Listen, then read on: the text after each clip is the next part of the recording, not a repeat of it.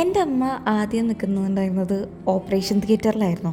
അവിടുന്ന് പിന്നെ ENT OPയിലേക്ക് മാറി.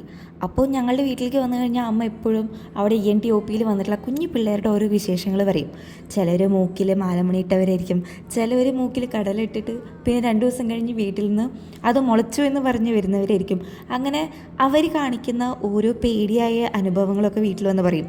അപ്പോൾ അമ്മ തല പിടിച്ച് കൊടുക്കുന്നതും വേദന ഇല്ല എന്ന് പറയുന്നതും ഒക്കെ പറഞ്ഞു കൊടുക്കും. അപ്പോൾ ഒരിക്കൽ എൻ്റെ തൊണ്ടയിൽ മീൻമുള്ള് കുടുങ്ങിയിട്ട് ഞാനും ഇതുപോലെ ഹോസ്പിറ്റലിൽ പോയി.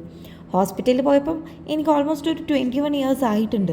പക്ഷേ ഞാനും അവിടെ ചെന്നെത്തിയപ്പോൾ എൻ്റെ അമ്മ പെട്ടെന്ന് പറഞ്ഞു, ഒന്നും പേടിക്കാണ്ട കേട്ടാ, വേദന ഉണ്ടാവില്ല കേട്ടാ.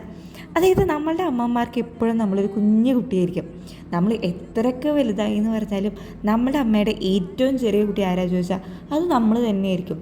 അവർ കാണുന്ന കുഞ്ഞു പിള്ളേരെ അവരെങ്ങനെയാണോ ട്രീറ്റ് ചെയ്യുന്നത് അതുപോലെ തന്നെയായിരിക്കും വലുതായി കഴിഞ്ഞാൽ പോലും നമ്മളെ ട്രീറ്റ് ചെയ്യുക. ഇപ്പോഴും എൻ്റെ അമ്മ എന്നെ കൊഞ്ചിക്കുകയും കവിളത്തുമ്മ തരികയും ഒക്കെ ചെയ്യാറുണ്ട്. ഇപ്പോൾ നിങ്ങൾക്ക് അങ്ങനെ കിട്ടുന്നില്ലെങ്കിൽ നിങ്ങളതൊന്ന് തിരിച്ച് അങ്ങോട്ടേക്ക് ചെയ്തു കൊടുത്താൽ ഓക്കെ, ഭയങ്കര രസമായിരിക്കും കേട്ടോ അവരുടെ മുഖത്തുണ്ടാകുന്ന ചിരി.